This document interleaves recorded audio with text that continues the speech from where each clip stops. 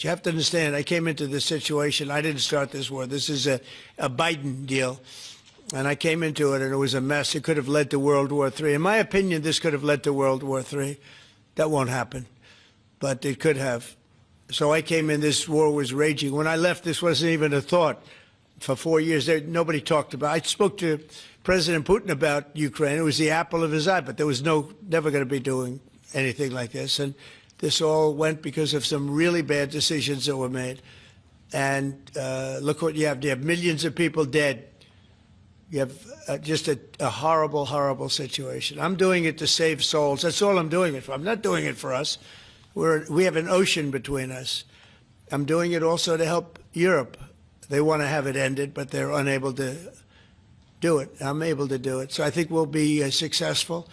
We'll save a lot of lives. It should have been done. Should have never started. This would have never happened if the election weren't rigged. Hello, and welcome back to the channel. Big developments today out of Washington and the Middle East. President Trump has issued a direct warning to Hamas, and this time, he's not mincing words. Speaking from the White House, Trump made it clear that if Hamas doesn't hold up its end of the deal, we'll deal with them. He's talking about the fragile calm in Gaza, the ongoing hostage negotiations, and the new understanding between Israel and its allies. It's a tense situation, but Trump's message is unmistakable. America will stand firm, and Hamas better take notice. Before we dive in, make sure to hit that subscribe button and turn on notifications. You don't want to miss the updates we have coming.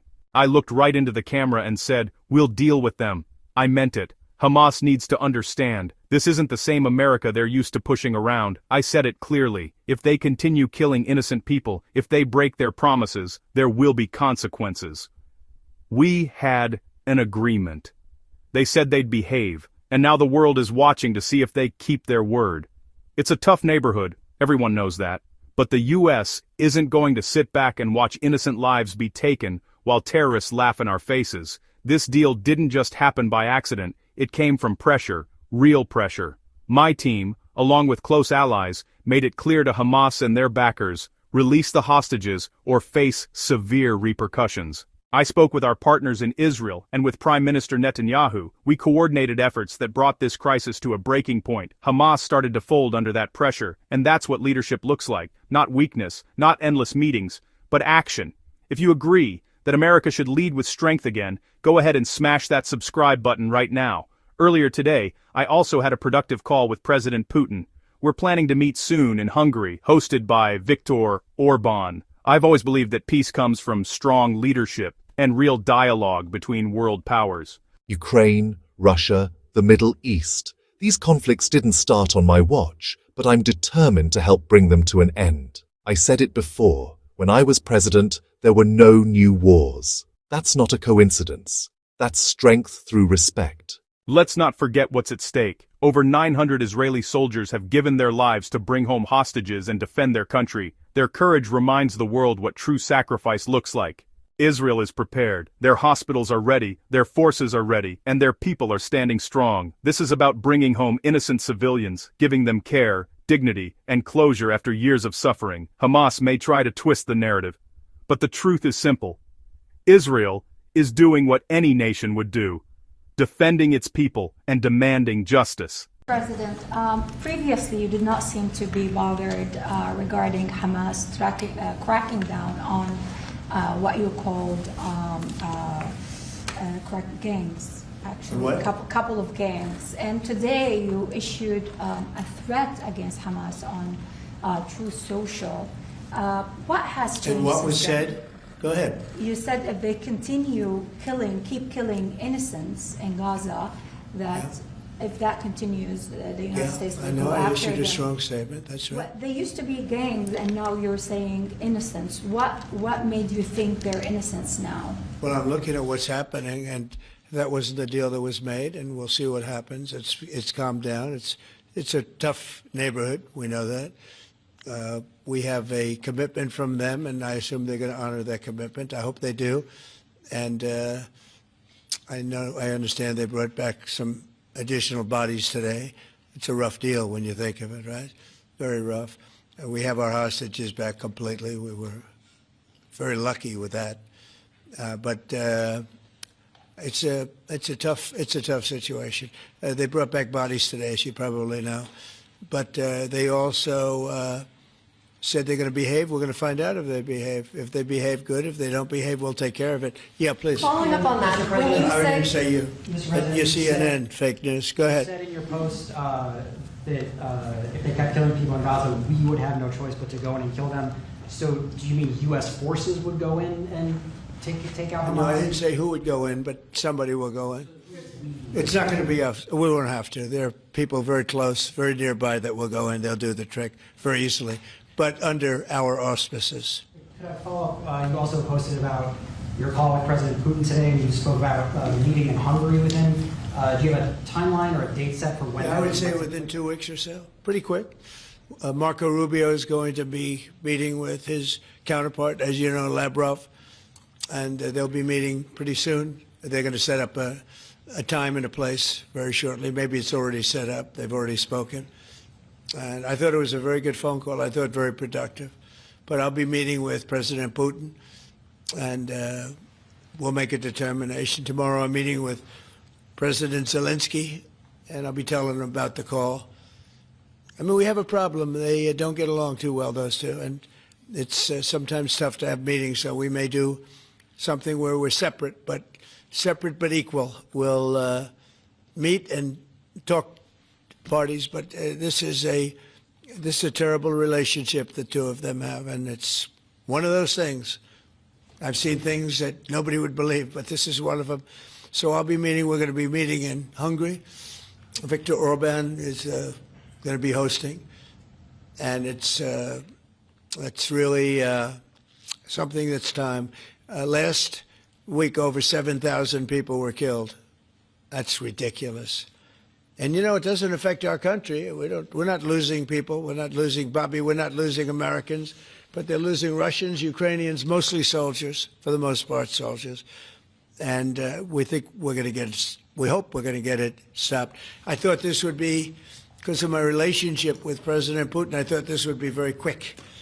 And it's turned out to be, who would think I did Middle East before I did this? We did a total of 8 now, 7 and now 8. And we're going to make this number 9. Yeah, please. Minister, you said you posted that there was great progress. Can you tell us a little bit about that? Was it a shift in Putin's tone? Was it something new he told you? Did he give you any message to give? You're talking about the whole President Zelensky tomorrow. It just seems to me that, you know, look, it's only a field. That's all I've done in my whole life. I've made deals. I know about deals. I do it well. I don't think any president's ever ended a war, frankly. One war, I did 8 of them, Maria, right? And but I don't know, did Bush ever end? Do you think Biden ended a war? Biden started wars because he was stupid. But do you think Biden ended any wars? No, I don't think. I don't know of anybody that ended wars. I ended 8 of them. Now it's going to be 9. I think we're going to have this one done, hopefully soon. But I'll be meeting him probably over the next 2 weeks. First, Marco is going to be meeting. And the vice president, as you know, is very much involved. The whole team is involved. Steve Witkoff will be involved. Yeah, please. What did you tell them about the Tomahawks? Did you discuss the Tomahawk missiles? Did you discuss? Well, we talked about it a little bit. Didn't say much, but I do say to you, you know, we need Tomahawks for the United States of America too. We have a lot of them, but we need them. I mean, we can't deplete for our country. So, you know, they're very vital. They're very powerful. They're very accurate. They're very good, but we need them too. So I don't know what we can do about that. Why do you think a second meeting with Putin? Why do you think a second meeting with Putin now will yield different results? Well, I think Alaska actually set a stage, and that wasn't very long ago, but it set a stage. You have to understand, I came into this situation. I didn't start this war. This is a Biden deal. And I came into it, and it was a mess. It could have led to World War III. In my opinion, this could have led to World War III. That won't happen, but it could have. So I came in, this war was raging. When I left, this wasn't even a thought. For 4 years, nobody talked about it. I spoke to President Putin about Ukraine. It was the apple of his eye, but there was never going to be doing anything like this. And this all went because of some really bad decisions that were made. And look what you have. You have millions of people dead. You have just a horrible, horrible situation. I'm doing it to save souls. That's all I'm doing it for. I'm not doing it for us. We have an ocean between us. I'm doing it also to help Europe They want to have it ended, but they're unable to do it. I'm able to do it. So I think we'll be successful. We'll save a lot of lives. It should have been done. Should have never started. This would have never happened if the election weren't rigged. This would have never happened. But it did happen, and I'll get it stopped. Okay.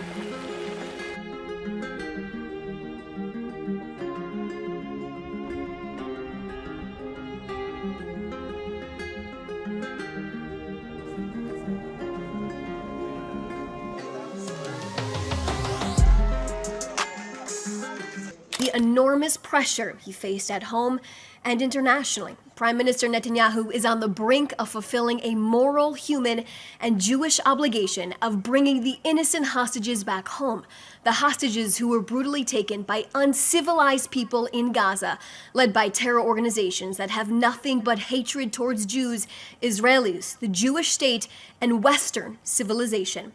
Now, while the IDF has redeployed to the new yellow line in Gaza in full force during this ceasefire and the 72-hour time window that we are currently in for Hamas to release all of our hostages, we pay tribute to the soldiers currently serving on the ground, and we will always remember the brave and heroic soldiers who dropped everything in their lives to fight for the state of Israel and our hostages, leading us to the point where we are now. We remember the 915 IDF soldiers who gave their lives for us to get to this point. May their memories forever be a blessing. Now, President Trump's global leadership and intense pressure he applied to get Hamas to agree to this plan, with the first phase approved, the Prime Minister said it put the sword on its neck, as it was the first time the terror group agreed to release all 48 of our hostages at one time. I remind you of the international leaders that told Israel not to go into Gaza City. And with the help from our great friends Steve Witkoff and Jared Kushner, their dedication and personal missions to bring home our people speaks volumes to the incredible team President Trump has built. Here's what I can tell you about the release of our hostages, and let's be very clear about something. Israel has been ready since Saturday night to receive our hostages. A report that came out from the Wall Street Journal suggests that Hamas is willing to release the hostages as soon as today. This is not a gesture of kindness from Hamas. Let's remember, they took our people as hostages, starved and tortured them in captivity, and even murdered some in captivity as well. Hamas could have released our hostages 2 years ago. So the Prime Minister's response? Israel is prepared and is ready to immediately receive all of our hostages. The release of our hostages will begin early Monday morning. We are expecting all 20 of our living hostages to be released together at one time to the Red Cross and transported among 6 to 8 vehicles without any sick displays by Hamas, the terror organization. The hostages will then be driven to forces inside of Israeli-controlled parts of Gaza and then transferred to the Rayim base in southern Israel, where they will then reunite with their families. Israel is ready. If a living hostage requires any urgent medical attention, they will be brought to a medical facility immediately. The Prime Minister instructed Gal Hirsch, the coordinator for the captives and the missing, to arrange with the ICRC to have a convoy of ambulances ready for our hostages and all equipment needed in case a hostage needs immediate medical support, in which case both Soroka and Barzilai hospitals will be on standby. There will be medical staff accompanying the hostages during their entire journey back to Israel. From Rayim, the hostages will travel with their families to one of 3 main hospitals.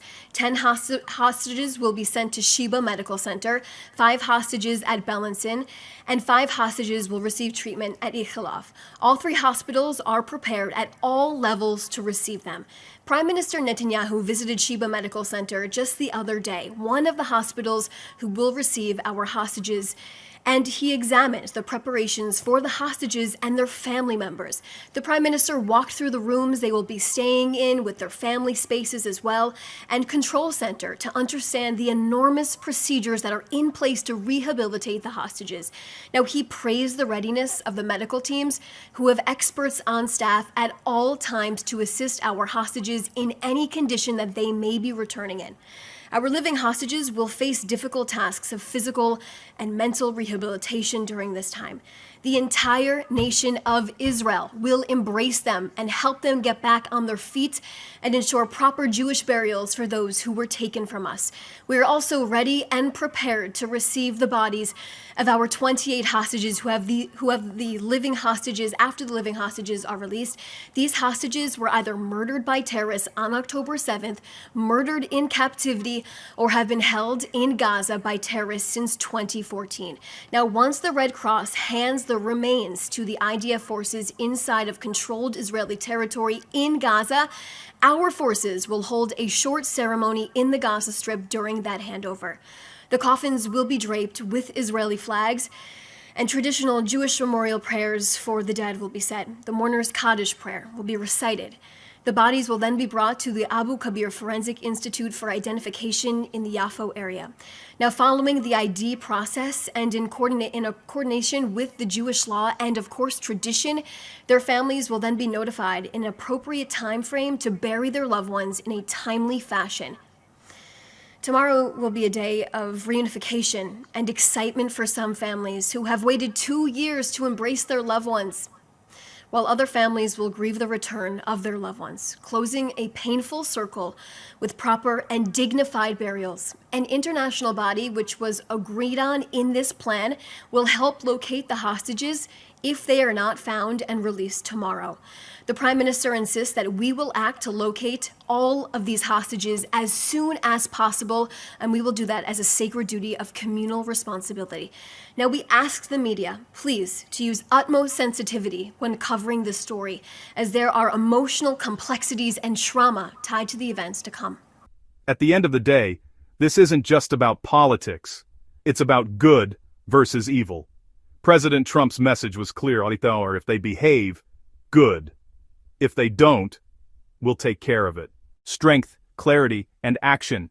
That's what it takes to restore peace in a world full of chaos. If you believe in standing up to terrorism and defending our allies, hit that like button, subscribe, and share this video. Together, we'll keep spreading the truth.